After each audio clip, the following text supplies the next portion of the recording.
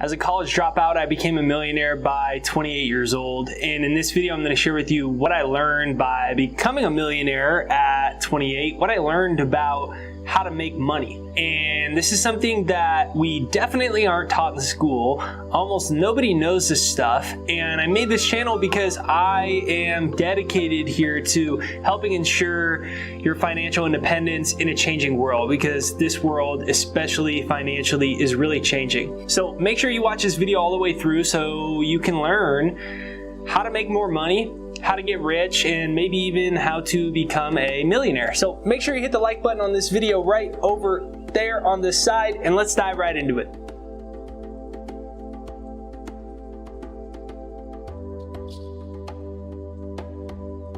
So making a very relatively large amount of money, and I say relative with a lot of emphasis because it's not a lot of money in the grand scheme of things at all. But one of the things I learned doing that at an earlier age and seeing most of my peers not doing that, other people in their 20s not doing that, it made me realize that most people's problem is they're on the wrong income earning map. The reason I was able to do that is because I was not directly trading my time for money. And if you look at anyone that achieves a lot of financial significance in terms of the progress of their goal, they achieve a lot of financial success in a relatively short period of time, meaning I'm not talking about over a 65, 70 year working career. They do it in a shorter period of time. They almost always do it because they're on a totally different financial roadmap. They're on a totally different income earning model than everybody else. And that's a big key. That's why Steve Jobs only worked for $1 when he came back after Apple fired him the first time. When he came back the second time, he literally worked for $1. Why did he do that? Because he knew that to make a lot of money, it wasn't going to happen from earned income. It was going to happen from being involved in things that had leverage, scalability, and drastically increased his income earning ceiling.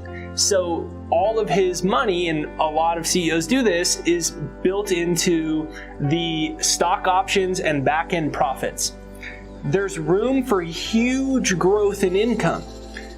In addition to that, you also keep a lot more of your money because the tax structure is set up to tax the highest at earned income. And so you keep more of your money and you get huge growth. But what happens is, they say 76% of people are living paycheck to paycheck. You can see the problem in the key word right there. It's paycheck. It's not that there's something wrong with the job, but if you're wondering why you're not making more money, it's because the income ceiling is largely stagnant. So if you want to have a huge shift in your income, you either need to be on the side, keep your job and save as much money of it from you can, don't quit, keep it, but at the same time focus on a side business that has more scalability. So if you're a massage therapist for $50 an hour at your job, instead of going self-employed as well and working your normal job as a massage therapist but then doing it on your own for $50 an hour as well, consider learning marketing and sales so that you can start to get local clients in your area and then get other massage therapists that do the work. Massage Envy is an example of a scalable system versus being the person that is stuck at a fixed ceiling income level. And you notice that as I look around and I see so many of my people in my age range, people I grew up with, kind of in the same financial boat that they were in the year before, not making that much progress, it's that they're on the wrong roadmap. If you walk down the wrong street, you're always going to get to the wrong destination. So comment down below multiple sources of income. That's the key here, multiple sources of income. Comment that down below. And if it's not multiple, if it's not many sources, it at least needs to be higher income ceiling or leverage or scalability. So the second thing that I learned is that $1 million isn't very much money in today's world. So the purchasing power has lost like 93 cents of its dollar since it came about. When in 1971 we were taken off the gold standard, the United States currency used to be backed by gold, and now it's not. So the Fed prints so much money that it kills paper currencies. It kills fiat currencies. Fiat meaning it's not backed by anything.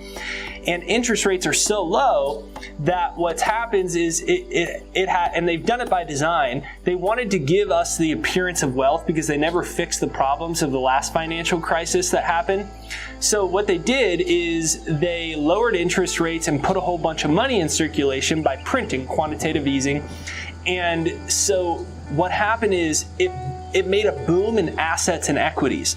So housing prices went through the freaking roof. And so what happens is everything has increased though, except for wages.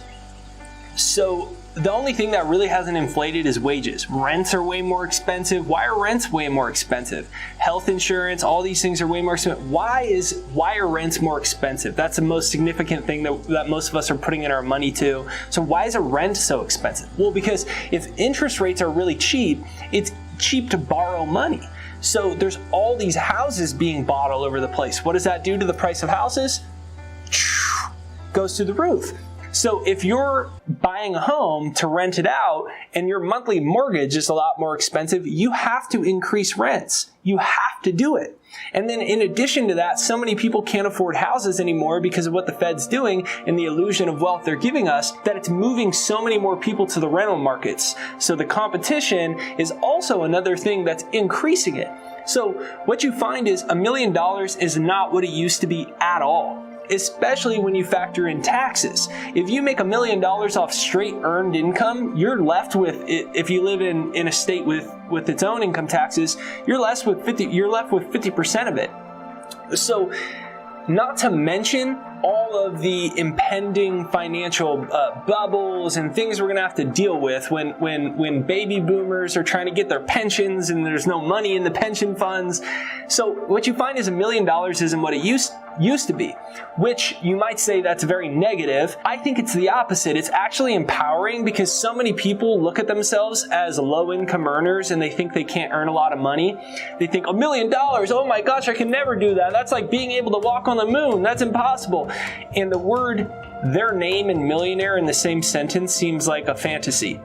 Billy, millionaire? Yeah, right. Jessica, millionaire? Yeah, right.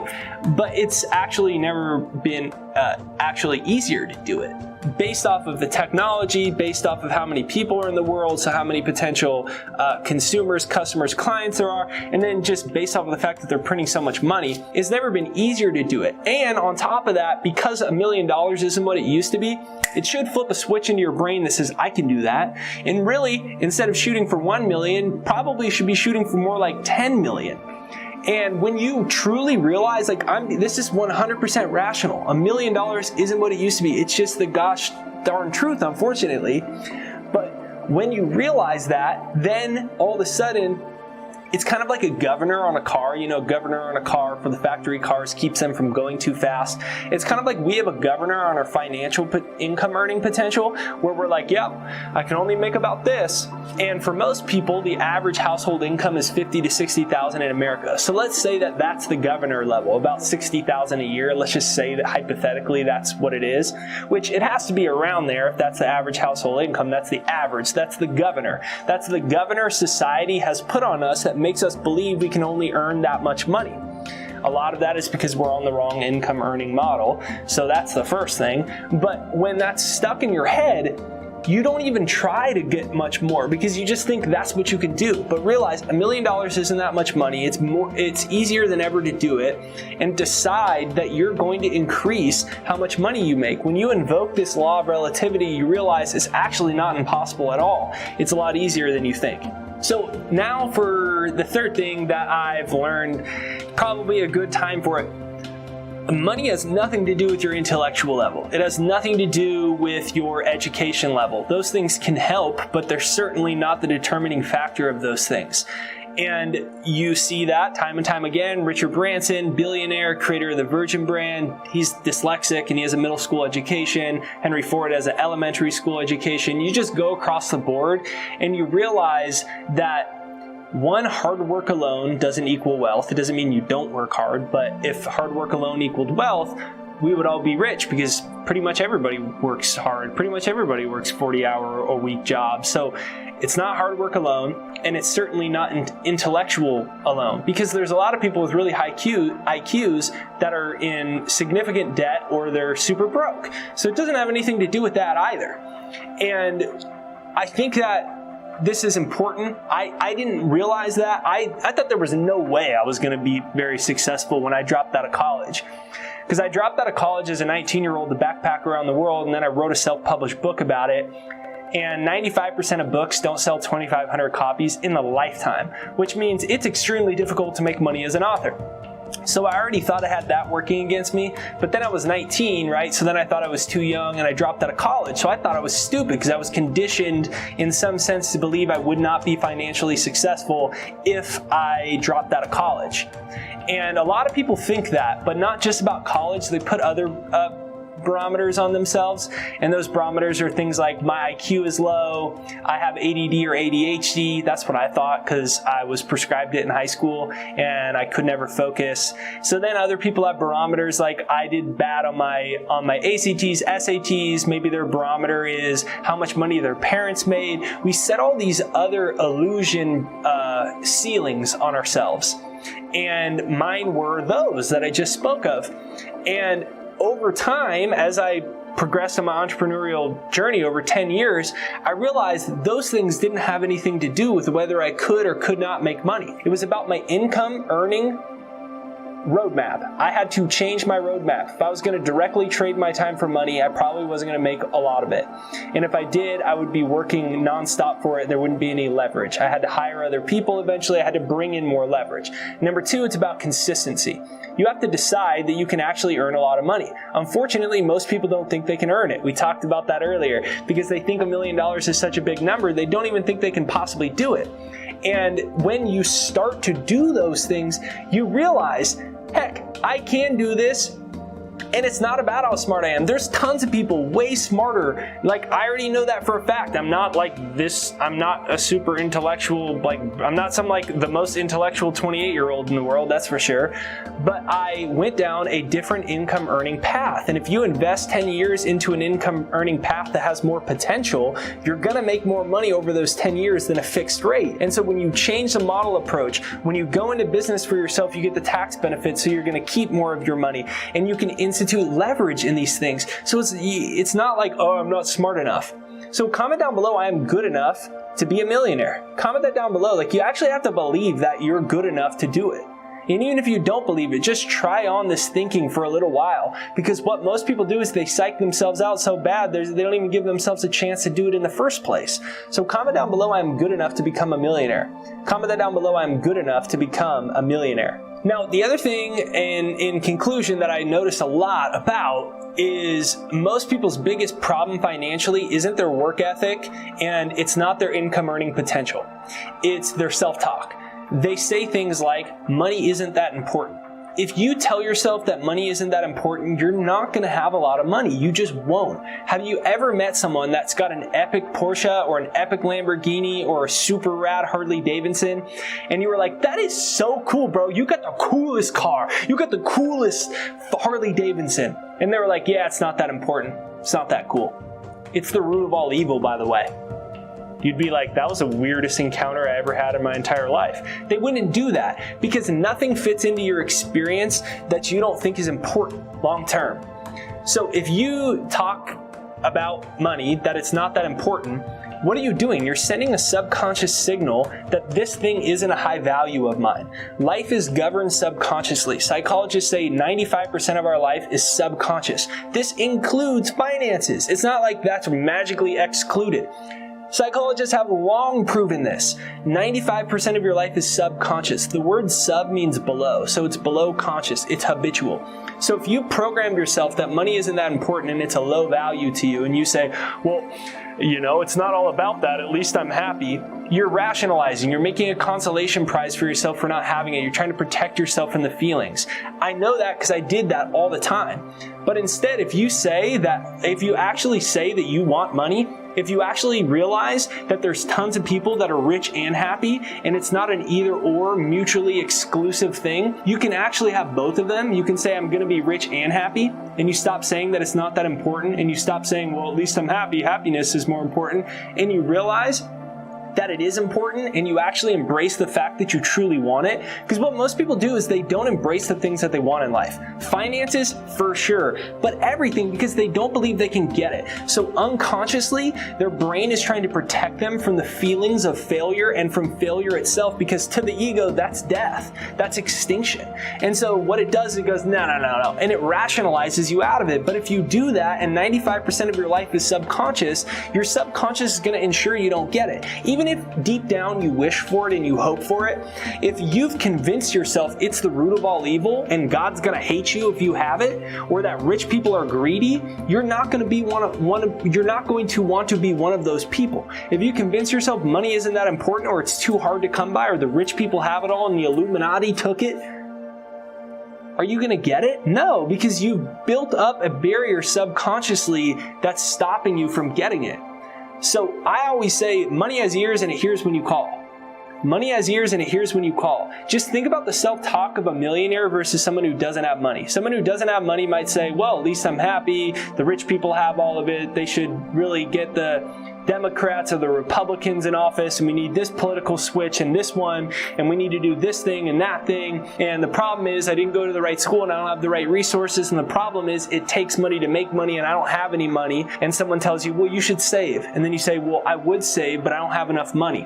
That's the mindset of someone that doesn't have it. A millionaire says money's great, but it's not going to make you happy. It's not the source of happiness. Money's an important arena in life. I want money. I know money makes me a better person. I know money makes the world a better place. And so I make a lot of money and I can help people. And I believe that money is actually not the root of all evil at all. I actually believe not having it is the root of all evil. It's a totally different mindset. If you ask a millionaire if they want money, they're going to say, heck yeah. If you ask somebody that doesn't have it, they might say, heck yeah. But deep down, they've convinced themselves for so long they don't want it. So what I want you to do is comment down below, money has ears and it hears when you call. Comment that down below, money has ears and it hears when you call. You might be like, oh, it's cheesy, it's cliche. Think about it.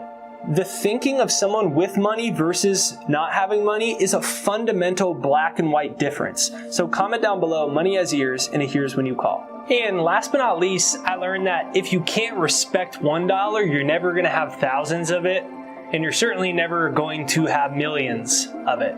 And what generally happens is people without money make excuses to not practice the things that they need to practice. And if you eventually come into money, you'll lose it all unless you start valuing a dollar now. So when I didn't have a lot of income coming in, I had started to develop a unique practice, because for the vast majority of my life, I told myself I would save once I got more money. Once more money is coming in, I will then save more, but I can't now. And then I started changing that. And regardless of how much money was coming in, I started aggressively saving 10%, 20%, 30%, working my way up to 40%. Even when there wasn't money coming in, I started not buying things that I didn't need. I stopped buying things I didn't need. I stopped spending money on things that I didn't need to be spending money on. I started focusing on my profit margins, even though they were really low. I started making sure I was keeping more than I was spending. Flash forward later, I probably would still be broke even with a high income, because if I didn't do these things, I would have spent all the money that I had. And if you're waiting to make more money before you start being financially responsible, you're always going to be waiting for more money. It's this kind of like weird, ironic thing that when you start valuing a dollar, when you start being smart with a dollar, when you start practicing these principles, more money seems to come to you afterwards. And unfortunately, a lot of people are spending their time saying, I'll save once I get more money. I'll do this thing once I get more money. Once I get more money, but not now. I can't now. I can't now. I can't now. And in hindsight, I probably would have blown all my money if I didn't start valuing a dollar when I didn't have any of it. So don't feel discouraged that you're not where you want to be financially yet. Start focusing on increasing your income ceiling. Start focusing on performance-based opportunities. Start focusing focusing on saving as much money as you can from your job. Start focusing on multiple sources of income. Walk down a different income earning street. If you walk down the wrong street, you're always going to get to the wrong destination. And when you start to really say, look, I can do this. I can actually do this. I've just been walking on the wrong street the whole time. Things in your life seem to start to change, and I think it's summed up best by Bill Gates. He said, most people overestimate what they can accomplish in a year. I'm gonna be a millionaire in 12 months, trust me, I promise. Yeah, you'll be hearing from me in 12 months. Jake, I'll be telling about you in 12 months, you'll hear my story. I never hear from them. But most people underestimate what they can accomplish in a year. Once you get past that uncomfortable period of 6 to 12 months, 12 months, 18 months, where it's just like you don't know how much progress you're really going to make. You start being aggressive with your savings. You start being aggressive with your investing. You start experimenting with other income sources. Once you get past that barrier, that resistance, over 2 years, 3 years, 4 years, 5 years, and down to that 10-year mark and beyond, you can really amaze yourself at what you can accomplish. And so that's why I'm making this channel. So if this speaks to you, make sure you hit the like button on this video right over there. Hit the good old like button right over there on the side. And then comment down below, I'm going to become a millionaire. Comment down below, I'm going to become a millionaire. Comment down below, I'm going to become a millionaire. Thanks for watching this video all the way through. If you haven't yet, make sure you hit the subscribe button and the bell notification right over there. The bell notification is what notifies you for new videos, even if you're already subscribed. Just double check. Have you actually hit the bell notification on the side? It's right over there. And right there down below is my free income increasing hypnosis. I think most people are brainwashed to have the same circumstances and situations over again. They're brainwashed with their subconscious limiting beliefs about money, and they don't think they're good enough, and they don't think they're smart enough, and blah, blah, blah. And I realized I had all that crap. And so I started hypnotizing myself to make more money. I realized, a lot of the work was going to be done in switching my income model, just staying focused and those things. But there was a big part which was in my mind, and I feel like there aren't any financial channels talking about this. Everyone's just saying, do this business, do this, save more money like this, do this. There are two people can do the exact same business or do the exact same financial principles, and one person can get broke and one person can get rich, and it comes down to your mind. And right there down below is my free financial hypnosis. It's an income increasing hypnosis. It's free. Over 700,000 people from my other channel from all over the world have used it, and every day I get these amazing success stories. So make it a part of your morning routine or your morning ritual. Just listen to it for a few minutes while you stretch, while you meditate, while you get ready, while you cook. And it's right there down below, pinned to the comments, right there down below. It is my free income increasing hypnosis. So have a great day, and I will talk to you soon.